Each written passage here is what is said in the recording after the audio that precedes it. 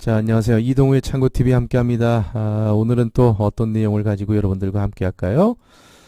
자, 약속드렸던 대로, 예고해드렸던 대로 훼손지 정비 사업에 참여한 토지가 대부분 현재 지목이 농지인데, 대한민국의 농지는 전답과라고 얘기했어요.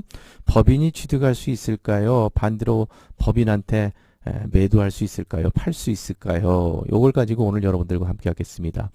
자, 법인은 일반 법인, 영농법인이 아니고 일반 법인은 대한민국의 농지를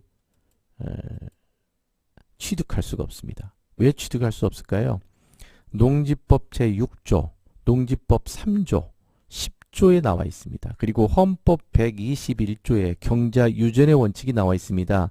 대한민국의 농지는 반드시 농업 경영을 할 사람만 사라는 거예요. 그리고 만약에 농업 한다고, 그러니까 농사 짓는다라고 취득을 했다가 농사를 안 지면 농지법에 걸려서 너는 빨리 팔아라, 처분해라, 농사 지을 사람한테, 이렇게 가는 겁니다.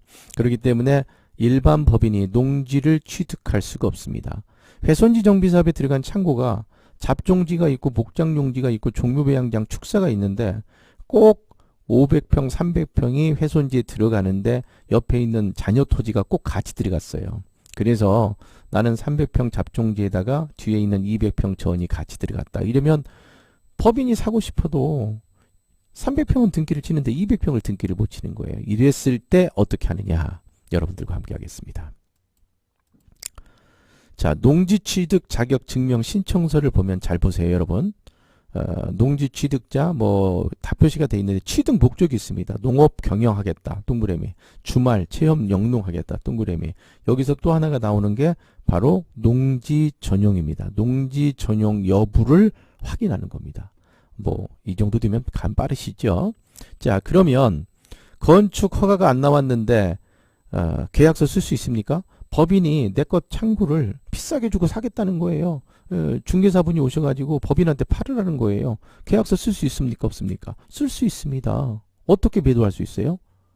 아직 준공 떨어져야 지목이 창으로 바뀌는데 전답관인데 어떻게 팔아요? 팝니다. 어떻게?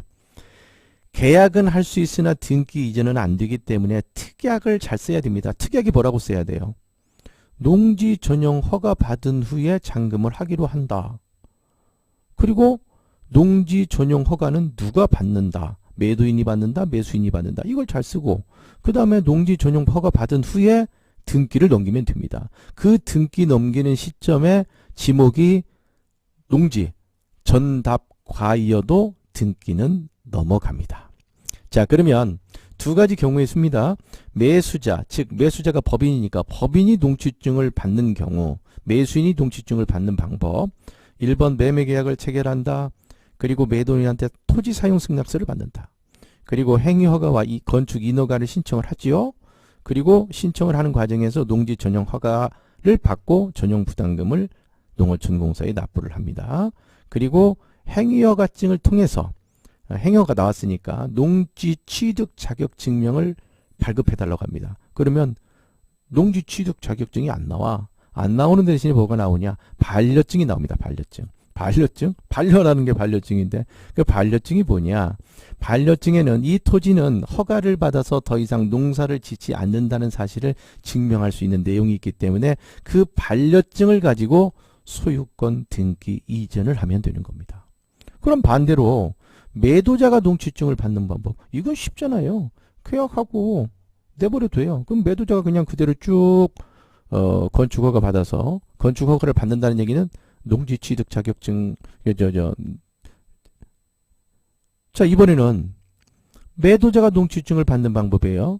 이건 아주 쉽잖아요. 그냥 그대로 쭉 매도자가 건축허가 받아가지고 그 다음에 잔금 치르면 되는 거예요. 잔금 치를 때 등기 이전 어떻게 하느냐?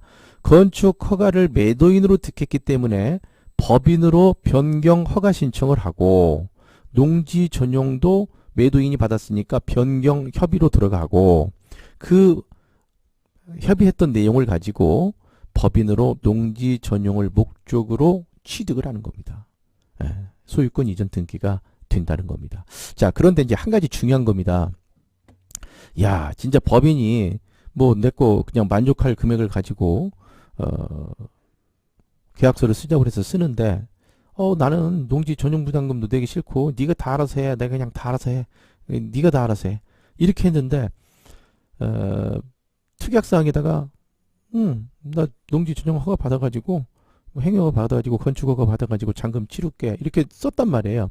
이것은 받고 얘기해서 토지 사용 승낙서를 써줘야 되고 인감증명서도 줘야 되고 인감도장이 날인된 이임장도 줘야 됩니다. 그러다 보니까 어르신들이 잘 안 해줘. 어르신들이 안 해주는 것은 새가슴이라서 안 해주는 게 아니라 그분들이 살아온 세월이 있단 말이에요.